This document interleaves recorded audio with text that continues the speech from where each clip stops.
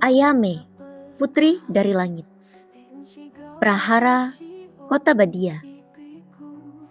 Kembali hadir untuk kalian, sahabat sang novelis.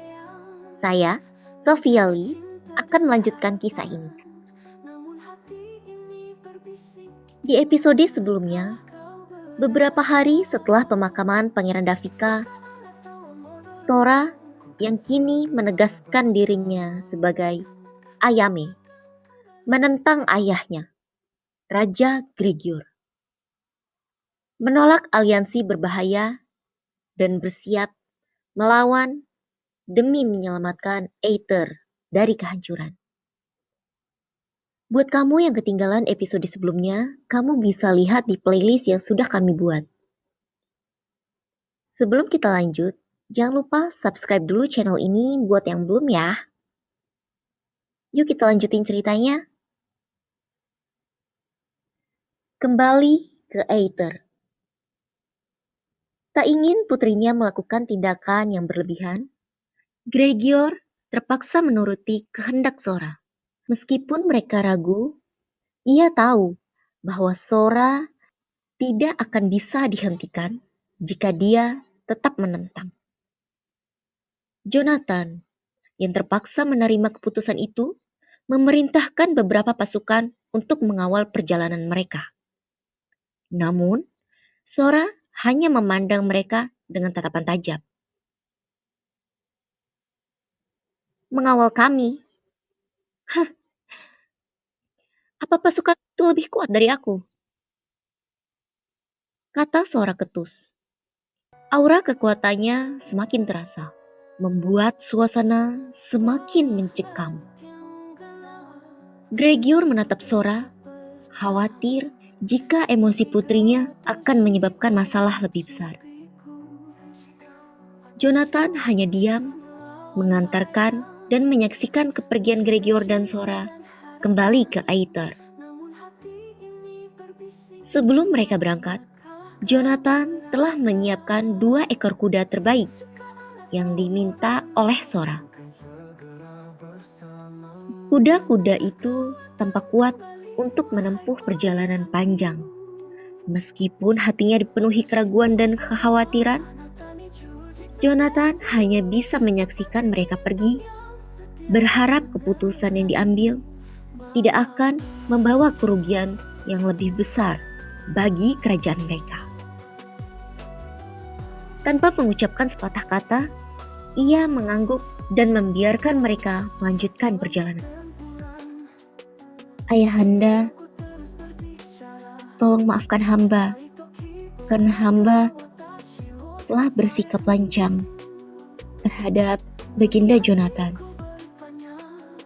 Kata Sora setelah mereka berjalan puluhan mil. Suaranya pelan, namun penuh penyesalan. Ia tahu bahwa tindakannya yang keras tadi tak dapat dihindari. Hamba terpaksa bersikap demikian agar Regnum Selurum tidak menjadi target penyerangan karena telah beraliansi dengan kita.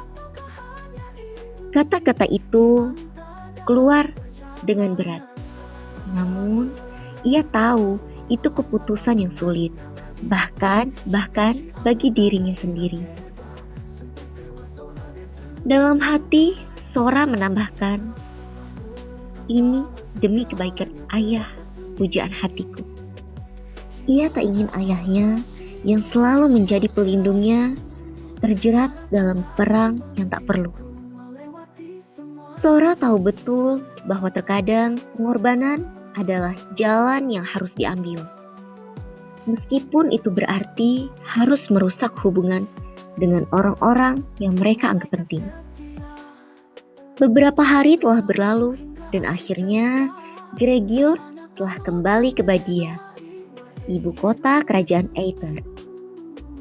Begitu tiba, Gregor langsung mengumpulkan para menteri, bangsawan, dan petinggi militer untuk membahas keadaan kerajaan yang semakin genting. Ruangan rapat dipenuhi oleh bisikan dan tatapan penasaran, terutama terhadap sosok yang berdiri di samping Gregor, yaitu Sora, putri mahkota mereka.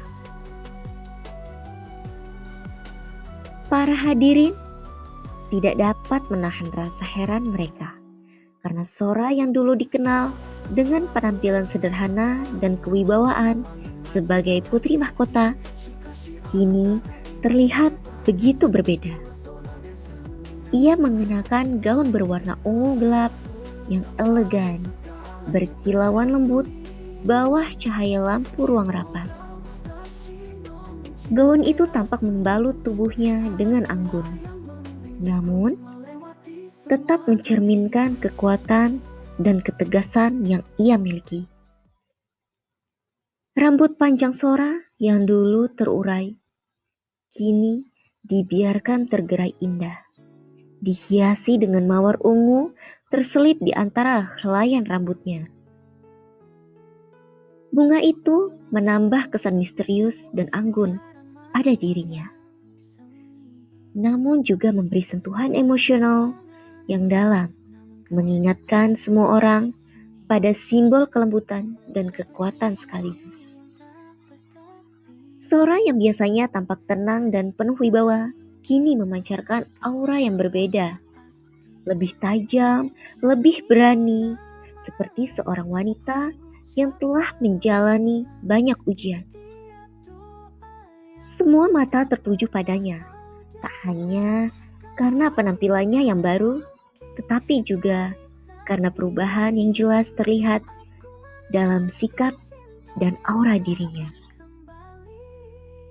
Sora bukan lagi sekedar putri mahkota yang harus dilindungi, tapi seorang sosok yang siap memimpin dan membuat keputusan besar demi kerajaan Aether. Hadirin semuanya, mulai detik ini, panggil saya Ayame.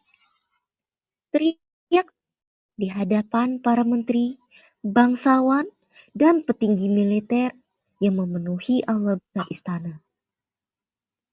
Suaranya menggema, membuat suasana seketika hening. Semua yang hadir saling memandang, bingung dengan perubahan mendadak dari sang putri mahkota. Tak hanya namanya yang berubah, tapi juga sikapnya yang kini terlihat jauh lebih tegas dan penuh wibawa. Lukas, mulai sekarang kau menjadi pengawalku. Lanjut Sora, sambil menunjuk seorang laksamana.